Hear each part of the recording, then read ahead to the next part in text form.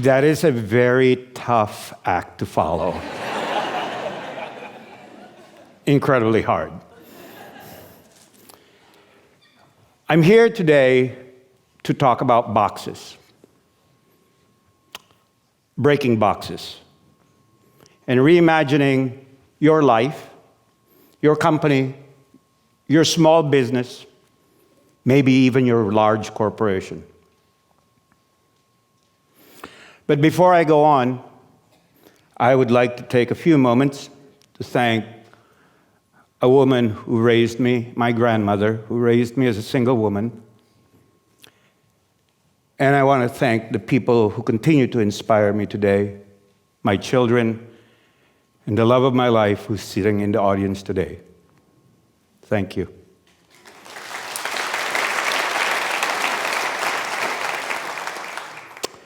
I grew up in a modest home in Manila, the Philippines. I went to a parochial school, and I was lucky enough to be admitted to the premier university in the Philippines. I was admitted as a full scholar to the University of the Philippines at a very, very young age. It was a very pivotal time in Philippine history. The Philippines was under martial law. And for those of you who cannot fathom what martial law is, it is where there is an absolute single dictator. Usually not nice people. It was also a time when a student movement was being born in the University of the Philippines.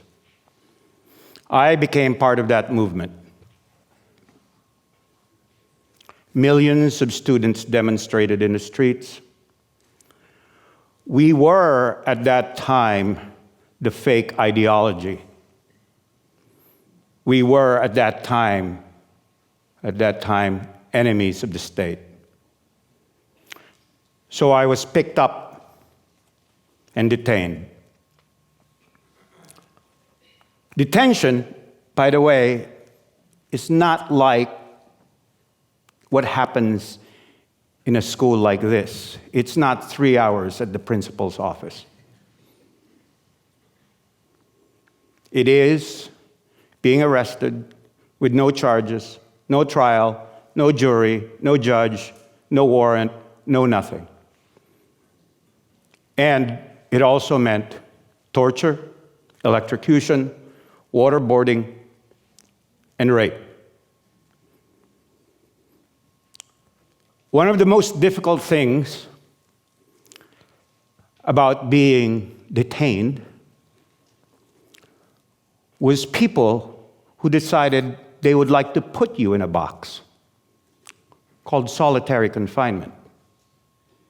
They put you in the box when they felt like it. They took you out of that box when they felt like it. You had no control.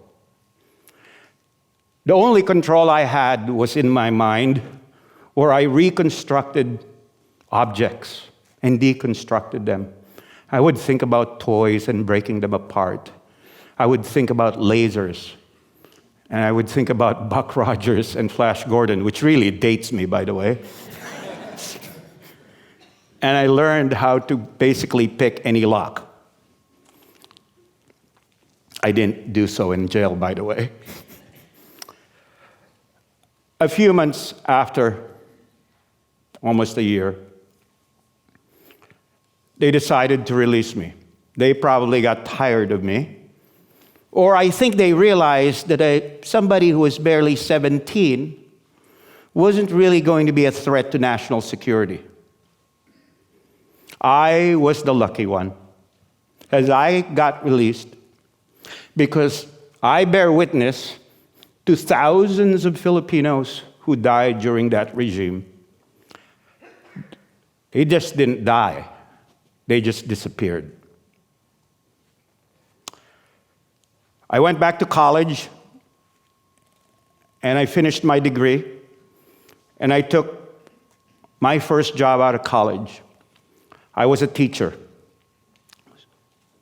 so I share some of the passion of this great school. But I taught refugees. I taught Indo-Chinese refugees, Vietnamese, Cambodian, Laotian, Highland Hmong. I was in a program that was run by the US State Department and the International Catholic Migration Commission. Let me just say that the compassion we had for the refugees of that time was very different. And it's very different from the compassion we have for refugees today. I found myself in San Francisco a few years after, jobless. And a friend of mine said, "Yo, I got a job for you." I was so excited, by the way. Takes me to the airport and says, "What's the gig?" He says, "We're going to be doing luggage. This is what Filipinos do." And I said, "Game on." I lasted 2 hours. It was not for me. And then another friend said, "Maybe you should join a startup. There's this one startup here called Lotus Development Corporation. They're going to be inventing spreadsheets." Okay. So I joined Lotus. My first job was that of a training assistant. And as such, I saw people typing away, and they were obviously making more money than me because their cars were nicer. So I said, "How do I get to do that?" Well, so I took my notebook to the San Francisco Public Library. By the way, that was not a notebook computer. It was a notebook and a piece of paper and a pencil. So I learned how to program and code on paper, and at night I would go back to work and stay late, and eventually I became an engineer. I never looked back. I went from being an engineer to what I am today. A few years at Lotus, I said, it's time to go and see the world. I had options, and I had savings. Stock options, by the way. My friend told me, "Go over to this investment bank. Go over to the investment bank," and I go in and I rush. The receptionist was there and looked at me and says, "We're not that kind of bank." I showed her my stock certificates. A few minutes later, a young man came over and said, "Welcome. I am now your private wealth advisor." Woo-ha. So I go and I say, all right, so I decide to sail the world, see all the things that I just read out of an Encyclopedia Britannica, dating myself again. And after a year of traveling, I went back. I was in a bus. Happenstance happens. And then this guy comes to me and says, "You should join our company, Cambridge Technology Partners." And I said, okay. After a few interviews, I became a software architect, happily. A few weeks later, and I think it was almost just 2 months, one of the leaders of the firm came to me and said, "You should be our chief knowledge officer." And I said, "What is that?"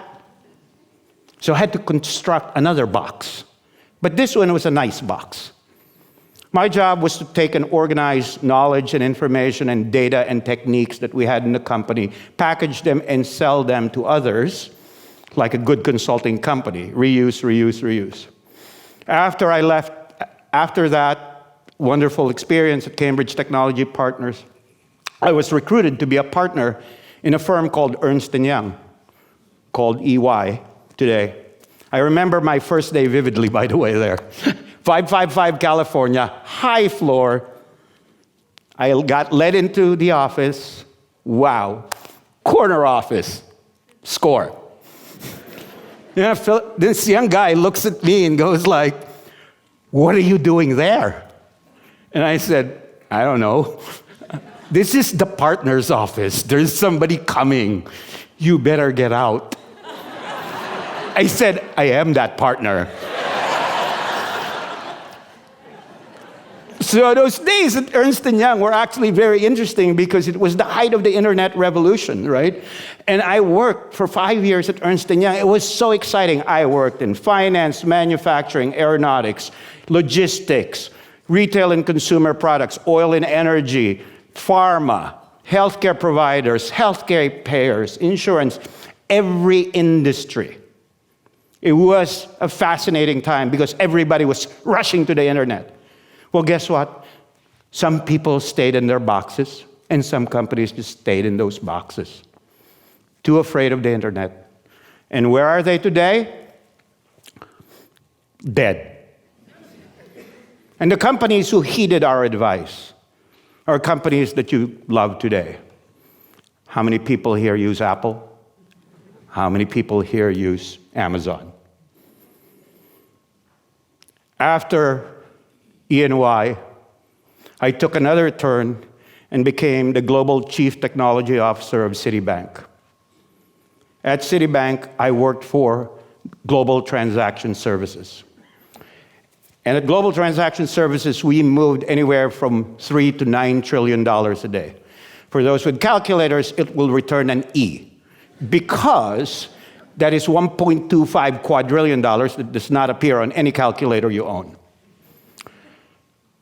At Citi, that's where I realized that all money was digital. So we went and invented things that made it easier for people to use money. Apple Wallet, Google Wallet. And I learned about blockchain when I was there. That was dangerous. After Citibank, I decided to start a number of companies. One of the companies I started won the 2015 Technology Pioneer of the Year Award from the World Economic Forum. Two other companies I started won CNN Product of the Year Award. Another company that I started, Token.io, is now the only cryptocurrency that is backed one-to-one to the US dollar without any fluctuation and insured by the Federal Deposit Insurance Corporation up to $25 million. That was not advertising. Today, I still go and help companies, mostly large companies, try to reinvent and rethink about how to create billion-dollar categories, very large Fortune 50, Fortune 100 companies. But I never forget where I came from. I still help individuals, and I still help young startups. So I'll leave you with this message. No matter what box that people put you in, no matter what box you put yourself in, no matter what box your company seems to be boxed in, you can get out of it. You can reimagine your future. You can invent. You can innovate.